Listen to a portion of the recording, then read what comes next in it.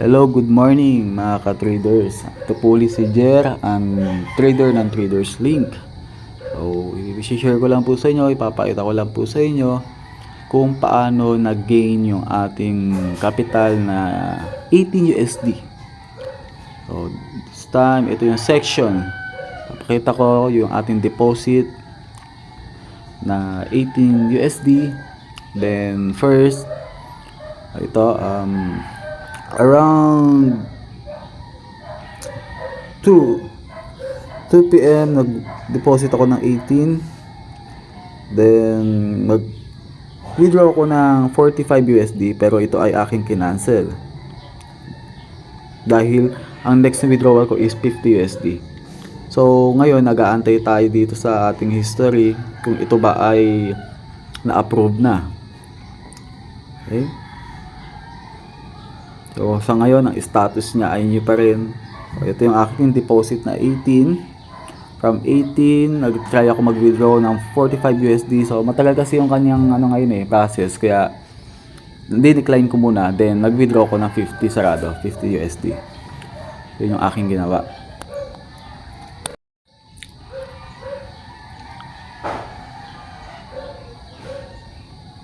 So imagine, medyo malaki na rin yun.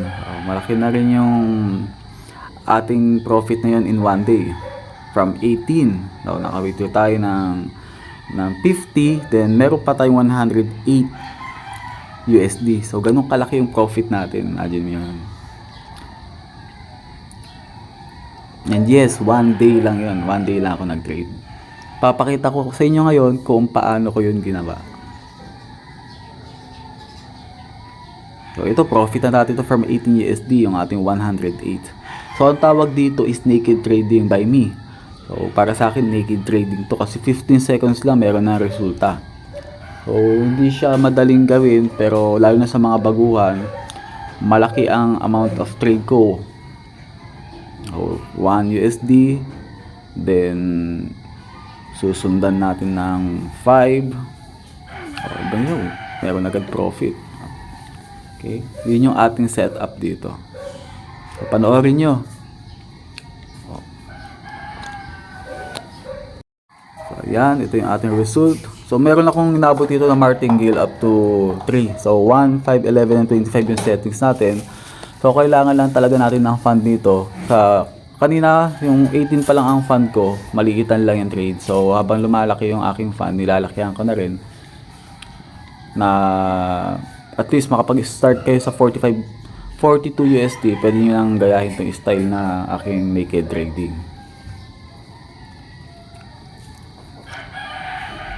So, before kayo dito mag-start, aralin nyo kung paano gamitin yung momentum, moving average 7 and 20.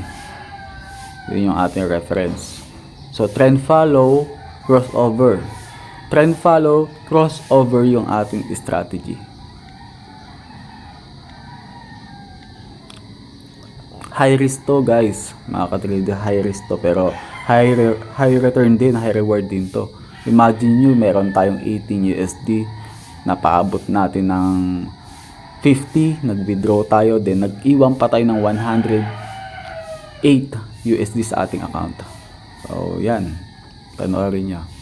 So, nagde-declare siya ng downtrend because of crossover 7 to 20. Okay.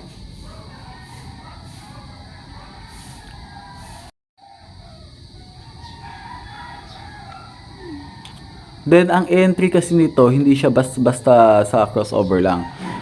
Yung ating time dito, mahalaga na dahil meron tayong 1 minute, total of 1 minute for every trade. Kailangan mag-start ka sa point na talagang 1 dito sa ating timer.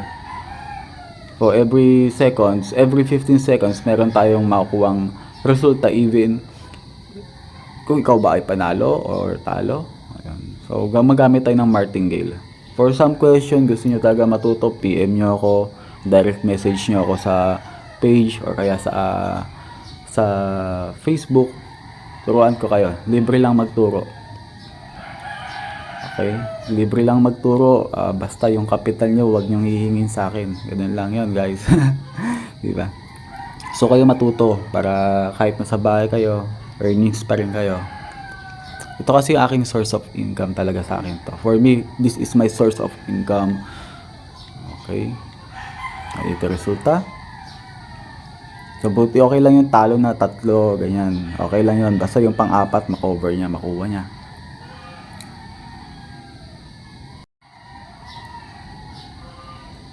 So 1, 5, 11, 25 ang setup. So ito yung mga pair. Seeking ka lang ng mga bagong mga pair na pasok sa criteria. Ito galing siyang down, up, then nagpapakita, may mga sign na ito ay magda-down trend. Okay. Because yung momentum natin, makikita mo yung ito nasa baba na kulay pula. Meron siyang mga high bearish na sign. O tingnan natin kung kaya niya ibigay talaga yung ating prediction, yung analysis natin.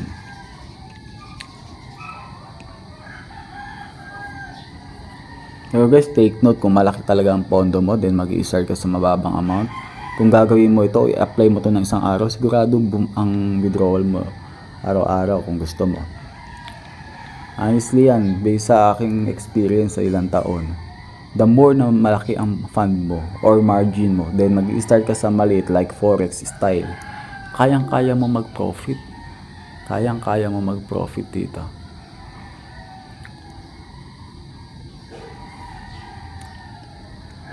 Ayan na, 25 na yung amount ko. So probably dapat panalo yun kasi red oh. Kaya lang dahil sa malikot, nag-tie pa siya. Nag-tie. Then dito ko mag-attempt na akala ko ito ay babagsak na, pero hindi. Mali na yung aking prediction because momentum is lahat sila ay nakakulay green dito sa baba. Yung 5 yan. Sign na talaga siya ng up. So nagpumilit ako dito na ang prediction ko ito ay mag-reverse, pero hindi siya nangyari. Pero yung aking setup, nag-last siya sa 25 yung ating last trade. Yan. Tapos nag-start na uli ako sa umpisa. So hindi naman siya ganun ka sakit sa puso dahil galing na nga to sa ating profit, di ba? Diba profit na tayo eh. Matalo man ito, meron na tayong pull out na 50 USD from 18 USD. So yun yung aking sa aking way bilang isang trader sa ganitong klaseng account. Okay lang, hindi ko kailangan isagad yun ng 5th martingale kasi possible baka pwede pa siya matalo talaga, ma-wash out. So ito, naka 3 level martingale tayo. Okay, balik ka sa umpisa. Yun ang mahalaga dun eh, may natitira tayong amount of trade na pwede natin paikutin uli. Ayan, 75, then pwede pa ulit itong mapaangat or ma-maximize o ma-exceed pa natin yung nasimulan natin kanina na amount. So crossover. So, malikot ang market ngayon. Ganito, sobrang likot to. Pero kagabi, nag-start ako August 29, nag-start ako ng 12 to 2 AM. Sobrang ganda. Kaya nakapag-profit ako ng ganun, ng $100 in 2 hours. So, di ba? Ang sarap. Aralin lang natin mabuti to. So, kung matapos yung or ma-approve yung ating first withdrawal of 50 USD, in-next ko yung 50 USD. Then, tira lang ako ng fund na gagamitin. O kaya naman natin palaguin yun. Yan. Diba? Ganyan yung mga yan. Okay. Claim it. Pang. Diba? Ang sarap. Magic mode. Number lang siya 10 pero in peso halos 600 pesos na yun. Kasi 56 pesos ang 1 USD natin sa ngayon.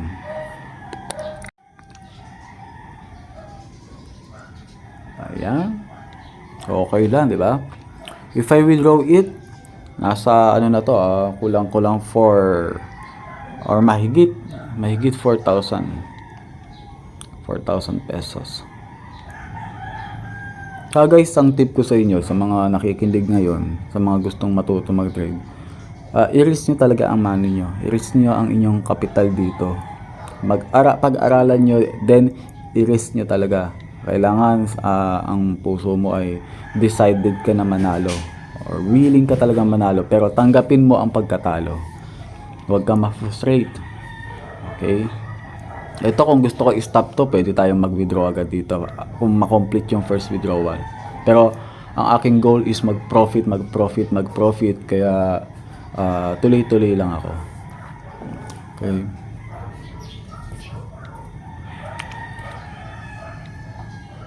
So kung nakakuha niyo yung flow, ng aking naked trading, 15 seconds naked trading, ganito siya gamitin. Then kung talagang gusto mo matuto, poke me, message me directly. Okay, pwede tayong gumamit ng Google Meet, TeamViewer, pwede natin gawin yan. Conduct tayo, set natin. Then encourage ko lang di kayo, kung ayaw nyo matuto o hirap talaga kayo mag-analyze ng market, pwede nyo akong message, magpa-trade kayo sa akin, then share profits, okay lang yan. As help you guys. As my help na lang naman yan. Ayan na 91 USD na. So, nag-start tayo nitong video na to is 108. So, gumagana pa rin naman yung ating technical analysis dito. So, paabutin natin to ng 100 USD, then cut ko ang video.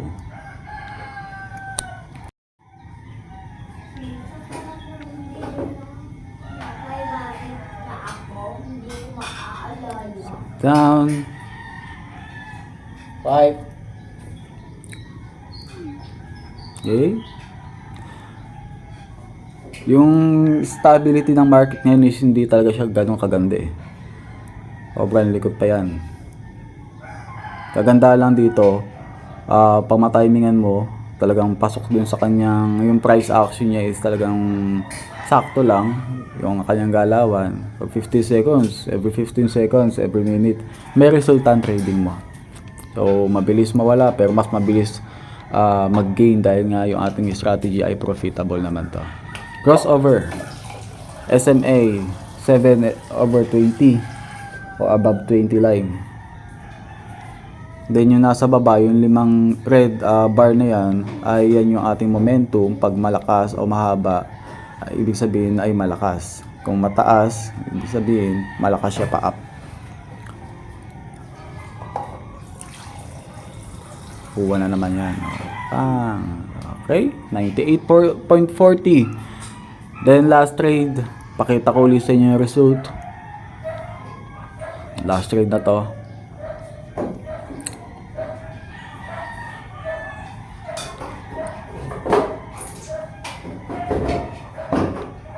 Yan, up. Because of crossover, saka galing naman siya sa baba. Okay, pag nag 1 minute time frame ka, makikita mo yun na going up.